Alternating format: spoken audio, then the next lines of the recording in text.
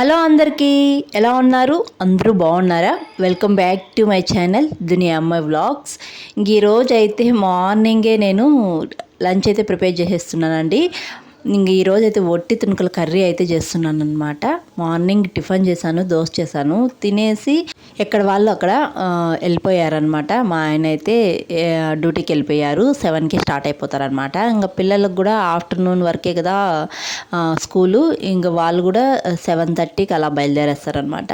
ఇంక వాళ్ళు వెళ్ళిన వెంటనే ఇంకా లంచ్ అయితే ప్రిపేర్ చేసేయాలి. ఇంక ఈ మధ్య మా ఆయన లంచ్కి ఆఫ్టర్నూన్ రావటం లేదనమాట. ఇంకా అందుకే నేను మార్నింగే లంచ్ అయితే ప్రిపేర్ చేసి 9:30కి అలా మా ఆయనకి క్యారీ అయితే పంపించేస్తున్నాను. ఇంక నేనే తీసుకొని పోయి ఇవ్వాలన్నమాట. ఇంకా ఈ ఒట్టి తుణుకల కర్రీ అయితే చేస్తున్నాను ఆఫ్టర్నూన్కి. ఈ కర్రీ అంటే మా ఆయనకి చాలా ఇష్టం అనమాట. అందుకే మా అత్తయ్య మటన్ చాలా ఉన్నప్పుడు ఈ మటన్ని ఉప్పు పసుపులో కలిపి ఎండబెడుతూ ఉంటారు. ఇంకా మా ఆయన చేత పంపించారనమాట మన ఊరికి వెళ్ళినప్పుడు. ఇంక ఈ ఒట్టి తుణుకల కర్రీ అయితే ఈరోజు మీతో షేర్ చేసుకుంటున్నానండి. ఇంకా ఈ కర్రీ కూడా చాలా బాగుంటుంది. అయితే నేను ఎక్కువగా ఇష్టంగా తిన్ను, మా హస్బెండ్కి చాలా ఇష్టము. ఇంకా 1/2 కిలో అయితే ఉన్నాయి. ఈ ఫస్ట్ వీటిని బాగా వాష్ చేసుకునేయాలి. దానికోసం అయితే వేడి నీళ్ళు అయితే స్టవ్ మీద పెట్టుకునేసాను. బాగా వేడిగా ఉండే వాటర్ వేసి కొద్దిసేపు అలాగే వదిలేసేయాలన్నమాట. మటన్ అయితే బాగా నానిపోతుంది. తర్వాత బాగా కడిగేసి తర్వాత నార్మల్ వాటర్తో ఒక 3-4 సార్లు అయినా కడిగి అయితే పెట్టుకోవాలండి. బాగా వాష్ చేసుకునేయాలి. నేనైతే ఒక 4 సార్లు బాగా కడిగేసి ఇలా అయితే పక్కన పెట్టుకునేసాను. ఒట్టి తుణుకుల కర్రీ చేయడానికి ముందుగా అయితే మసాలా అంతా వేయించుకునేయాలి. చెక్క, లవంగం, ఇలాచి, బిర్యానీ ఆకు, తర్వాత మిరియాలు, జీలకర్ర ఇవన్నీ లైట్గా వేయించుకునేయాలి. మరీ మాడిపోకూడదు. లైట్గా వేయించుకొని ఒక ప్లేట్లోకి తీసి పక్కన పెట్టుకునేయాలి. చల్లారనివ్వాలన్నమాట. ఇప్పుడు కుక్కర్లో అయితే కర్రీ చేసుకునేద్దాం. కుక్కర్లో చేసుకుంటేనే తొందరగా అయిపోతుంది. ముందుగా స్టవ్ పైన కుక్కర్ పెట్టుకొని ఆయిల్ వేసుకునేయాలి.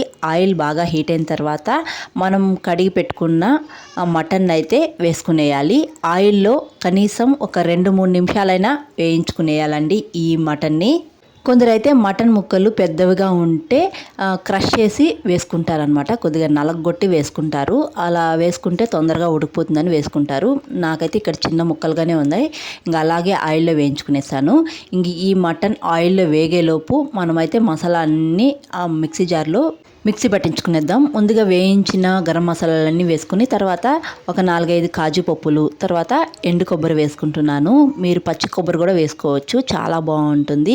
ఇవి ముందుగా ఒకసారి గ్రైండ్ చేసుకునేయాలి. ఇలా గ్రైండ్ చేసుకున్న తర్వాత 2 పెద్ద సైజు ఆనియన్స్ కట్ చేసుకొని వేసుకొని మళ్ళీ ఒకసారి గ్రైండ్ చేసుకునేయాలి. ఇలా గ్రైండ్ చేసుకున్న తర్వాత ఒక 4-5 పెద్ద సైజు టమాటాలను కట్ చేసుకొని వేసుకొని మెత్తగా మిక్సీ పట్టించుకునేయాలి. ఇలా మిక్సీ పట్టించుకున్న తర్వాత పక్కనైతే పెట్టుకునేయాలి. ఇప్పుడు మటన్ చూడండి, ఒక 4 నిమిషాలు అయితే బాగా వేయించుకున్నాను. క్రిస్పీగా వేగిపోయిందనమాట. ఇప్పుడు మనం మిక్సీ పట్టించుకున్న మసాలా పేస్ట్ అంతా వేసుకునేయాలి. మసాలా వేసుకున్న తర్వాత కొద్దిగా అల్లం వెల్లుల్లి పేస్టు, తర్వాత కొద్దిగా రాళ్ళుప్పు వేసుకుంటున్నాను. ఆల్రెడీ మటన్లో ఉప్పు పసుపు అయితే ఉంటుంది, మనం చూసి వేసుకోవాలి. పసుపు కూడా వేసేసిన తర్వాత ఈ మసాలాని బాగా వేయించుకునేయాలి. ఈ మసాలా వేగి ఆయిల్ అనేది సపరేట్ అవ్వాలన్నమాట. ఇలా సపరేట్ అవుతూ ఉన్నప్పుడు ఒక 3 పచ్చిమిర్చి సన్నగా కట్ చేసుకొని వేసుకొని రెడ్ చిల్లీ పౌడర్, ధనియాల పౌడర్ వేసుకొని బాగా వేయించుకునేయాలి ఈ మసాలాను కూడా. ఈ మసాలా కూడా వేగి ఆయిల్ సపరేట్ అయిన తర్వాత కర్రీకి తగ్గట్టు వాటర్ అయితే వేసుకునేయాలి. అయితే వాటర్ ఎక్కువ వేసుకుంటే ముక్కలు మెత్తగా ఉడుకుతాయి. వాటర్ వేసుకొని బాగా కలుపుకొని సాల్ట్ రుచి చూసుకోవాలి. సాల్ట్ తక్కువగా ఉంటే వేసుకొని ఒకసారి బాగా కలుపుకొని తర్వాత కొద్దిగా కొత్తిమీర కూడా ఉంటే వేసుకొని విజిల్స్ అయితే పెట్టుకునేయాలి. కనీసం 8-10 విజిల్స్ అయినా పెట్టుకోవాలండి.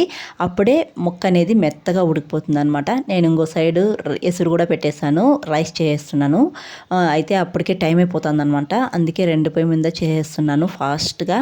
చూడండి, నేను 10 విజిల్స్ అయితే పెట్టుకున్నాను. 10 విజిల్స్ తర్వాత మటన్ అయితే మెత్తగా ఉడికిపోయిందనమాట. ఇంకా మా ఆయనకైతే క్యారీ అయితే కట్టేస్తున్నాను, రైస్ అయితే పెట్టేశాను అనమాట. ఇంకా కర్రీ కూడా ప్యాక్ చేసేయాలి. మటన్ అయితే బాగా మెత్తగా ఉడికిపోయిందండి 10 విజిల్స్కి. ఇంకా నేను రెడీ అయిపోయి ఫాస్ట్గా అయితే కర్రీ అయితే ప్యాక్ చేసేస్తున్నాను. ఇంకా అప్పటికే లేట్ అయిపోయిందనమాట. ఇంకా మా హస్బెండ్ ఫోన్ చేస్తూ ఉన్నారు. ఇంకా కర్రీ ఎలా ఉంది అనేది టేస్ట్ కూడా చూడలేదు, అలాగే అయితే ప్యాక్ చేసేసాను. ఇంకా ఫాస్ట్గా అయితే వెళ్తూ ఉంటే మా హస్బెండే ఎదురొచ్చారనమాట. టైం అయిపోయిందని ఇంకా క్యారీ తీసుకుని అయితే ఆయన అయితే వెళ్ళిపోయారు. ఇంకా నేనైతే రిటర్న్ అయిపోయాను ఇంటికి. మార్నింగ్ నుంచి కిచెన్లో చేయడమే సరిపోయింది, ఇంకా టిఫిన్ కూడా చేయలేదు. ఫుల్గా అయితే ఆకలి చేస్తుంది. ముందు అయితే తినాలి. ఇంకా మార్నింగ్ నుంచి హడావిడిగా చేస్తూనే ఉన్నాను టిఫను లంచ్. కిచెన్ అయితే చాలా గందరగోళంగా ఉందన్నమాట. ముందు అయితే తినేసి తర్వాత నిదానంగా అయితే కిచెన్ అయితే క్లీన్ చేసుకుంటాను. ముందుగా అయితే ఈ కర్రీ టేస్ట్ ఎలా ఉంది అనేది చూసేద్దాం. ఇంక ఈ కర్రీ అయితే నేను అంత ఇష్టంగా ఏదో తింటానంటే తింటాను. ఇంకా ముక్క అయితే చాలా మెత్తగా ఉడికిపోయిందండి 10 విజిల్స్కి అయితే. నేను ఎక్కువగా పులుసుతో తింటానన్నమాట. ఇంకా పులుసు టేస్ట్ మాత్రం చాలా బాగుంది. ఇంకా అన్నీ కరెక్ట్గా అయితే సరిపోయాయి కర్రీలో అయితే. ఇంకా మా హస్బెండ్ అయితే ఈ కర్రీ ఎలా ఉంది అని ఏం చెప్పారు అనేది ఈ వీడియో లాస్ట్లో అయితే పెడతాను చూడండి. ఇంక ఇక్కడ మా పిల్లలు అన్నం తినడానికి అయితే ఏడుస్తున్నారనమాట. ముఖ్యంగా బబ్లునే, అది ఎందుకో అసలు ఏం చేసినా తినడు బబ్లు. రోజు తినేటప్పుడు ఏడిపే అనమాట. మార్నింగ్ కానీ ఆఫ్టర్నూన్ కానీ ఈవినింగ్ కానీ 3 పూట్ల ఏడిపే. ఇంకా మా హస్బెండ్ అయితే 3 గంటలకు అలా వచ్చారు చెరుకు రసం తీసుకొని. చెరుకు రసం ఇచ్చేసి క్యారీ ఇచ్చేసి పోదామని చెప్పేసి. ఇంకా కర్రీ ఎలా ఉంది అనేది ఆయన మాటలోనే వినేద్దాం. క్యారీ తెచ్చేసినాడు. ఎట్లుంది బాబా కూర? చాలా బాగుంది.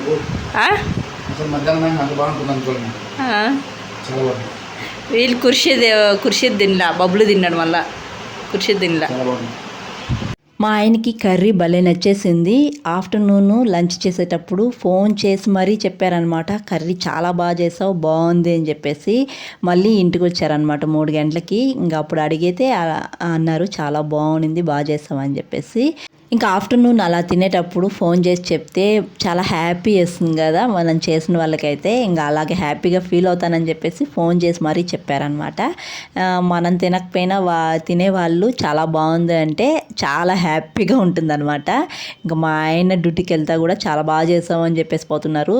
ఇంకా ఆ రోజైతే నన్ను బాగా పొగిడేశారనమాట. ఇంకా మా ఆయనకి అందులో ఒట్టి తునుకుల కర్రీ అంటే చాలా ఇష్టం మా ఆయనకి. ఇంకా మేమైతే ఈవినింగ్ పాయసం అయితే చేసుకుంటున్నాము. 2 days నుంచి నాకు పాయసం అయితే తినాలనిపిస్తుంది. ఇంకా అందుకనే చేస్తున్నాను. ఇంకా 6:30 లోపల మా డిన్నర్ అయితే అయిపోతుంది. ఇంకా పాయసం తిన్నానంటే ఇంకేం తిన్ననమాట. ఇంకా పిల్లలకైతే రైస్ ఉంది. ఇంకా మా హస్బెండ్ అయితే చపాతీ అయినా లేకపోతే జొన్న రొట్టెలైనా తినేస్తారనమాట ఈవినింగ్కి. ఇంకా పాయసము నాకు ఒక చుక్క వాటర్ వేసుకోకుండా ఎక్కువ పాలు చేసుకోవడం అంటే చాలా ఇష్టం అనమాట. ఎక్కువగా అలాగే చేస్తూ ఉంటాను. ఇంకా పాయసంలో మిల్క్ మేడ్, స్వీట్లెస్ కోవా ఇవన్నీ వేసుకుంటే కూడా చాలా బాగుంటుంది. నేను చాలా రకాల పాయసాలు అయితే చేశాను, అందుకే ఇప్పుడు చూపించలేదన్నమాట. ఇంకా మా పిల్లలకైతే చేసిన వెంటనే ఇక్కడ పెట్టేశాను. మా పెద్దోడికైతే నోరు కాలిపోతుంది అనమాట. ఇంకా పక్కన బబ్లు అయితే ఊపుకొని తినరా కాలకన్నా ఉంటుంది అని పెద్ద పెద్ద మాటలు అయితే వాళ్ళ అన్నకు చెప్తూ ఉన్నాడు. ఇంకా వాడికి కూడా కాలిపోతుంది అనమాట. ఇంకా పాయసం అయితే చాలా బాగుంది. ఒక చుక్క వాటర్ వేయకుండా మిల్క్తోనే చేశాను. నాకు ఏదైనా తినాలి అనిపించినప్పుడు చాలా ఇష్టంగా చేసుకుంటాను అనమాట. చాలా ఇష్టంగా చేసుకొని ఇష్టంగా తింటూ ఉంటాను. ఇంకా మా హస్బెండ్ అయితే రాగి రొట్టెలు తెచ్చుకున్నారు బయట. ఇంకా ఆ కర్రీనే కొద్దిగా ఉనింది. ఇంకా ఆ కర్రీలకి రాగి రొట్టెలు అయితే తెచ్చుకొని ఆయన అయితే డిన్నర్ చేసేస్తున్నారు. ఇంక ఈ వీడియో అయితే ఇక్కడితో ఎండ్ చేస్తున్నానండి. వీడియో నచ్చితే ఒక లైక్ చేసి, కొత్తగా ఎవరైనా మన ఛానల్ చూస్తుంటే జర సపోర్ట్ చేసి సబ్స్క్రైబ్ చేయండి. మీరు చేసే ఒక లైక్ నాకు మోర్ వీడియోస్ చేయడానికి ఎంకరేజింగ్గా ఉంటుంది. మరొక వీడియోలో మళ్ళీ కలుద్దాం. అంతవరకు టు ఫాలో దునియా అమ్మాయి vlogs. Thanks for watching. Bye.